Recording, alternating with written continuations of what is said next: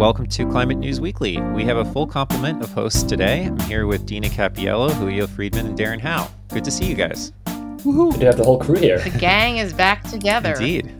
Very exciting. So, full complement of stories to digest this week. The first that we will cover are the new rules to overhaul electric grids that promise to boost solar and wind projects coming online and powering the grid.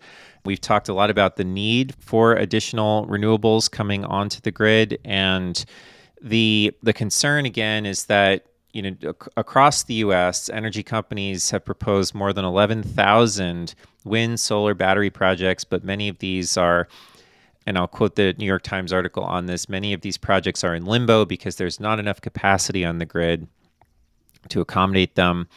Individual developers today are required to pay for grid upgrades to accommodate their projects, and this is the analogy here that the Times article makes is to a trucking company being required to pay for an additional lane on a highway that all motorists ultimately use. So, what are these new rules, and how are they being received?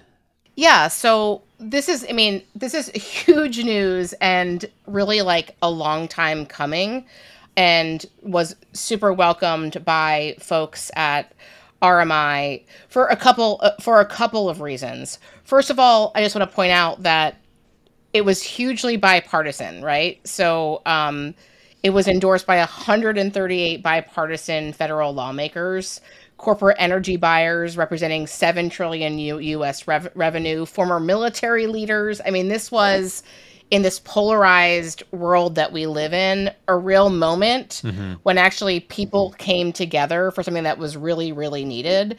And, from our perspective, yes, it is about enabling clean energy, but let's kind of look at that in a little bit of a different light, which is it's actually about enabling the least cost resources, whatever those are, energy resources, for reliability and demand growth to actually get to where they need to go. So really a ray of hope in what has been very polarized, this topic of energy and climate, et cetera. Yeah, I have to agree. This was awesome. It was really good news. And what is it actually saying? What does the rule actually lay out? So what the rule actually says is, first of all, you should do long-term planning. This is like the very first lowest rung on this thing, which was not really allowed. That already opens up a whole lot of opportunities by just saying, since we have long-term planning, we think we need to build these transmission lines, and therefore we need to figure out how to pay for them. This is, in some level, this is kind of kindergarten stuff, but it's actually really critical and really important. The second thing it says is, if we are going to build these transmission lines, the cost will be shared. And that is part of the pushback as well. Part of the pushback is saying, well, there's you're going to have to force states to opt in, even if they don't necessarily want these lines, even if they don't necessarily get all the benefits. But in point of fact, the pay structure is more subtle and nuanced than that. It still has the largest power buyers, the largest power users are paying the largest share, which is, again, a reasonable setup. So I'm actually pretty enthusiastic about it. You've heard me talk about infrastructure over and over again on this show. This is getting kind of that infrastructure in place. Last but not least, under any circumstance, we know there's not only going to be a lot more generation, but there's going to be a lot more demand, which is why we're going to have a lot more generation. We've been talking about the electricity gauntlet, the lack of ability to put power to data servers, much less industrial decarbonization or fleet vehicles or industrial heat pumps or steam boilers or all those other sorts of things. We probably need a minimum of 2x, probably more likely 3x to 5x growth in the grid. This just makes it easier to say yes to that need. To put it in other contexts, so Julio's absolutely right, as usual. We have had a very, very slow, sluggish build out of new power lines, which is a key hurdle that's been facing the U.S. energy transition. And right now, the volume of clean energy projects waiting to get on the grid is at a record high, largely because we haven't had this mechanism of seeing ahead. The fact that they have now implemented this long-term planning is one of the most powerful ways, I think, that the federal government has to solve this kind of the gridlock, for lack of a better word, of getting more energy onto the grid, clean energy onto the grid. Mm-hmm. That's the problem it's solving. The rule also requires utilities and grid operators to consider new technologies that might cost more today, but could make grids more efficient and deliver longer-term benefits, such as advanced conductors that carry twice as much current as traditional lines. So really making sure that all of these different options, and I assume the way that this sort of percolates through is that in utilities RFPs for proposals for new grid projects, they would ask for such things, right? Well, yeah, and one of the nice things, again, good policy, good energy policy should be technology agnostic. This is technology agnostic, right? It says you can do reconductoring if that's what works. Do new nuclear if that's what works.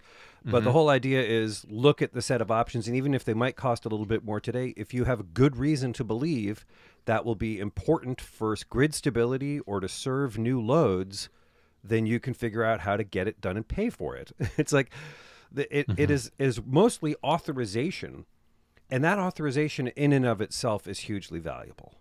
And we don't know if reconductoring is going to be the right answer everywhere, or if nuclear is going to be the right answer, or if renewables or carbon capture or anything else. It also allows balancing authorities to take a larger role in how they think about their own grid operation. A balancing authority like MISO or ERCOT or CAISO has to make sure that the grid is reliable and that the loads and the generation are balanced. And if they can't do the long-term planning, it's very hard for them to really make that work. So hopefully this will unstick some of the friction that is in the politics of this, because more players have more latitude and more options to consider. So I think everybody is seeing the need for this, right? So from the military perspective, it's needed for national security, right? We need a stable grid. So there was a lot of very different interests come to play. I mean, not all Republicans were for it. The Republican for commissioner was against it and objected to it based on federal authority over state authority, state rights. But universally, for something even in this topic area, hugely bipartisan, because I think no matter what your perspective is, there's a reason to do this, right? Whether it's the energy load, whether it's that the grid being outdated has impacted your life because electricity's gone off, right? So for all of those reasons, there's a huge national security military hearing this week on the Hill about climate change, and that they're worried about it because of the susceptibility of the old grid. So for all of those reasons, it kind of it herded cats that haven't been herded in a long time on topics like this. So that is a plus, especially going into, obviously, it's currently a presidential political year. Yeah. There was a related development. The U.S. Department of Energy on Wednesday, so on the 15th, unveiled a list of 10 potential national interest electric transmission corridors. So these are corridors totaling more than 3,500 miles across, which target specific regions: Northeast, Mid-Atlantic, New York, and New England, Southwest, and Northern Plains. And what this designation allows is the federal government to expedite development of grid expansion and make federal funding available for projects along those corridors, which is pretty interesting. How does this kind of designation actually work? Like, can anyone shed some light on what this means and what we might see as a result? So this is an attempt at permitting reform through executive action. Ultimately, permitting reform requires legislative action, which is hard to come by. It's hard to get that done. So the agencies do what they do. In this case, what the Department of Energy is saying is, hey, we have found 10 corridors where we could do a lot. And a whole bunch of projects that look a bunch the same should be able to come on here in the same way. It is an attempt to declog that backload that Dina was talking about earlier. And essentially what it says is, hey, if you're in these corridors, because we've already scoped it, because we've already worked it, because we understand the land use issues, because there's certain government holdings and so forth, we have powers that can fast track aspects of the work. It's not a full solution, but it says, hey, if you're in this region, then we can do stuff there. And again, it includes maybe new build out, but also reconductoring, also add-ins, Also pre-approval for certain classes of projects. It's a way to get stuff moving. Got it. So shifting gears a little bit, this is a story that first came out in late April, but mining giant BHP made a $39 billion bid for Anglo American. That bid was rejected, and I believe if they haven't already, they're contemplating making a higher bid for Anglo. Darren, what is this story all about, and why are we reporting on it? Why are we talking about it on Climate Now? Yeah, this is an incredibly important story and highly relevant to all the stuff that we just discussed. So BHP actually did up their bid. They most recently proposed a $43 billion takeover, which was again rejected. And essentially the investors in Anglo American are pressuring their executive team to come up with a plan of their own to see if they can come up with something that is more favorable to the shareholders. But the reason why this is important is because it's really a story about copper. So wherever we're talking about the energy transition, whether it's EVs, wind turbines, data centers, and infrastructure, all of this is going to require a structural increase in the demand of copper. Unfortunately, as we have talked about in this podcast in the past, building new mines is incredibly difficult, and it takes a lot of time. And sometimes mines can take 10 or 20 years before they actually start operating. So what you see from the big miners, BHP and Anglo American included, is that oftentimes, rather than trying to build new mines, which is incredibly risky from a permitting perspective, from a capital expenditure perspective, they're just trying to consolidate. They're trying to take more of the pie, but they're not growing the pie because that's the easier thing to do. Of course, this is not necessarily great for solving the problems that we have in society. We do have to find a new way to get more of this material, but do it in a way that's environmentally friendlier. But this is why you're seeing what you are seeing. So what's interesting about this acquisition is that BHP is trying to acquire Anglo primarily for the copper resources. If you take a look at what Anglo American does, well, they used to be much more diversified in a way that was quite unwieldy. Not only did they have mining units, but they also had pineapple canning, beer brewing, hotels.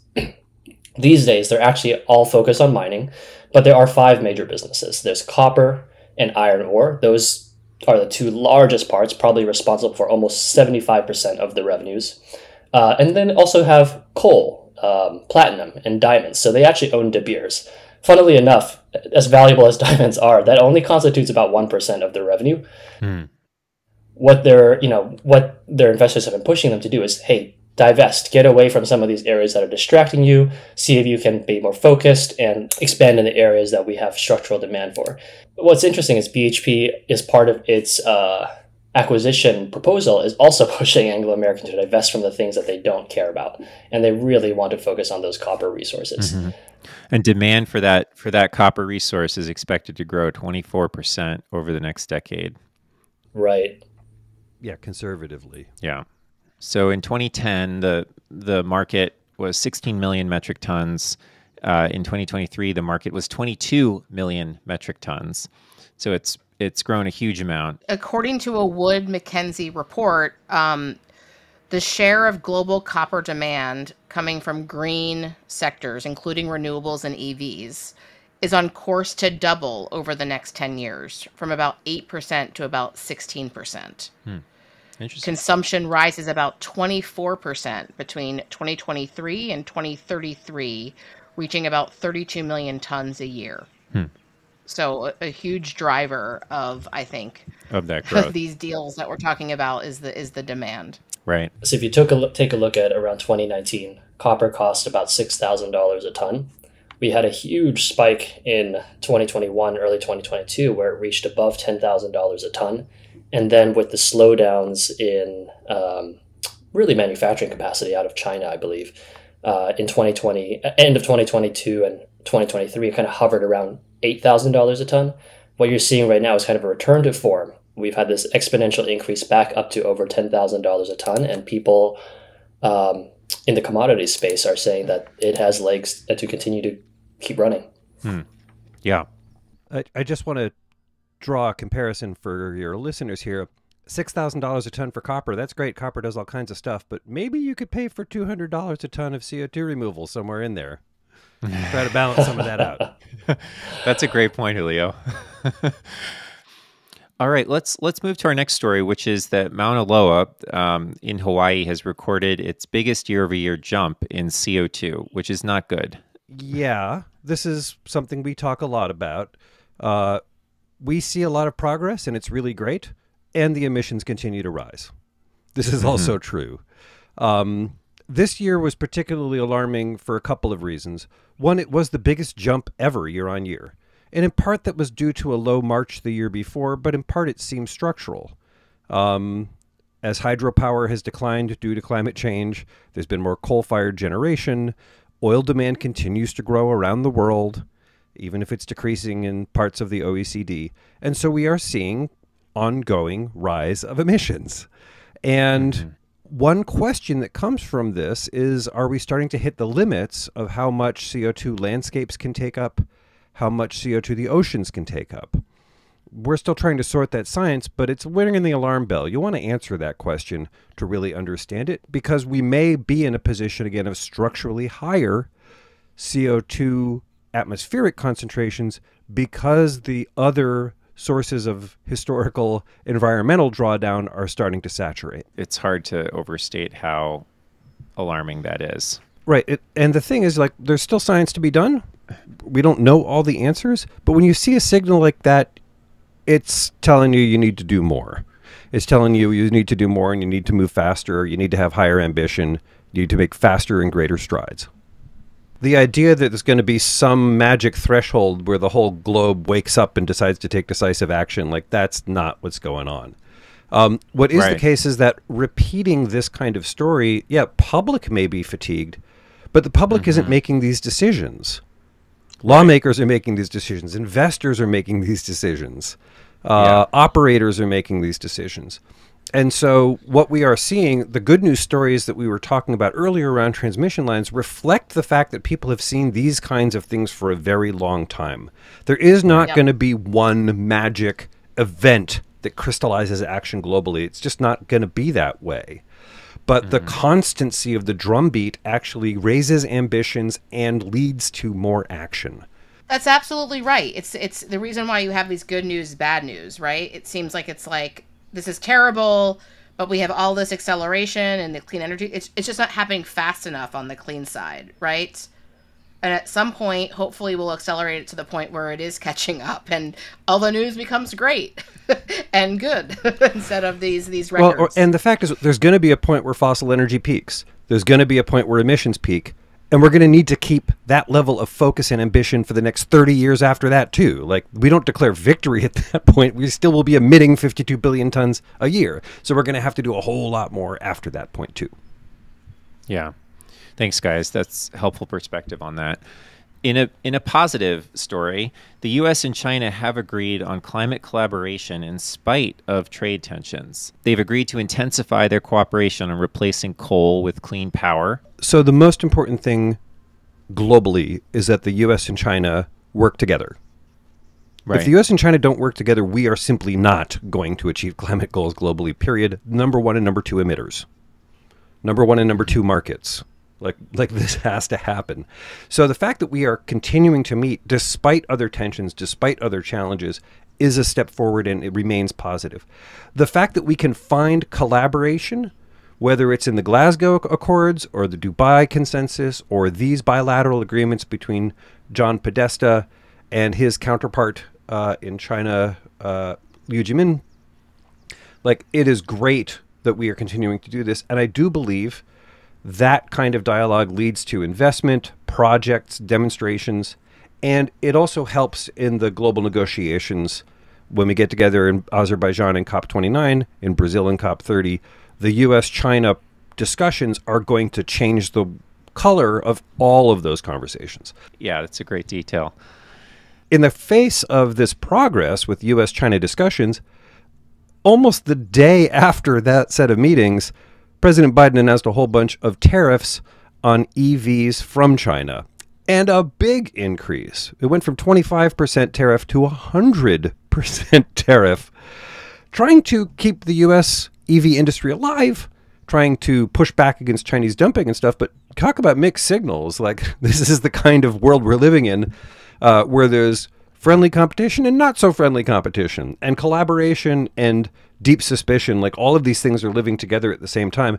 Seeing these two stories so closely together was jarring. Yeah, I would say there's kind of the near-term impact and the long-term impact. The near-term impact is really minimal because China doesn't really sell a lot of vehicles in the US. So this is a little bit more for political show than anything else in the near term. Now, there are implications in the medium and long term. Chinese companies have been really aiming to they've been really aiming to set up factories in Mexico, for instance, because they do want to sell into the US. Why is that? Given all the geopolitical tensions? Well, having spoken with some folks that have been on kind of both sides of the story, working at American automakers and understanding how things work in China, there is structural overcapacity in China. And of course, this is, the thing that Europe and the US are very concerned about, that China has been subsidizing its domestic industries. There's an oversupply. They try to send it into other countries, which, is dumping. And Chinese companies are very competitive in their domestic markets. It's difficult to make money because of all of the competition. And given the oversupply, they would like to have other markets to supply to. Mm-hmm.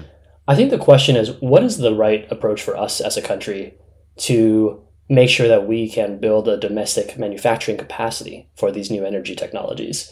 I certainly don't have the full answer, but one might suppose that this has echoes of what happened in the 80s when Japan, which was, albeit an allied friendlier country, started exporting much better vehicles than our domestic automakers. And, back then there were also questions of tariffs, and there are tariffs that are currently imposed.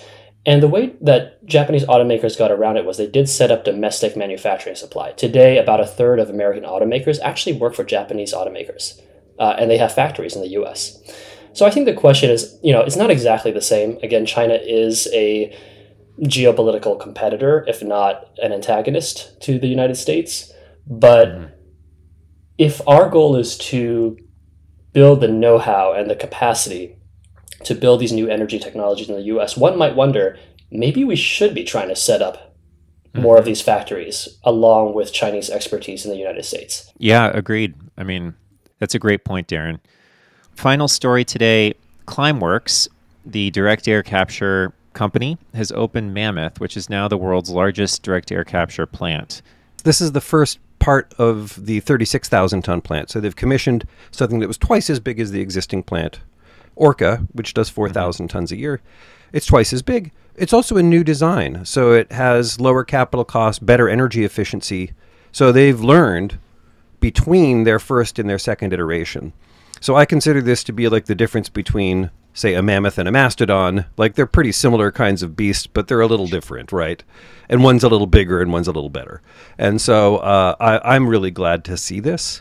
It's important to know that the other 4 units are going to be coming on very soon, so they'll get the 36,000 tons. It's important to know as well that all that volume has already been sold. Part of the reason why they are able to build this is because they have sustained offtake agreements for all of that volume. So there's buyers already for 36,000 tons a year for a number of years. And you need that kind of financing to make it work. I wished I could have been there. I love going to those things. Because you're a geek, Julio, but we love you for it. Right back at you. So exactly. So just to put, step back a bit, right? Love the mastodon analogy, but to step back a bit and talk about a little bit what we were talking about with the record on Mauna Loa. We know that we have to speed up renewable energy. We also know that we're going to have to capture some carbon, and basically every projection talks about that. So this is a critical technology, and the fact that it is of this scale, I think, is an amazing test case for projects that are needed around the world to take carbon out of the atmosphere. We need to get to net zero, right? Well, and this is the net and net zero. We're going to plant trees, we're going to do BECCS, we're going to do mineralization, we're going to do soils, but we're going to do direct air capture too. And even, let's say, in the aviation sector, we have really good sustainable aviation fuel. Really good sustainable aviation fuel will still have some footprint. And we have to zero that out too. Absolutely. Well, I think we've covered our list of stories for the week. Darren, Julio, Dina, thanks guys so much for joining us, and thanks for listening.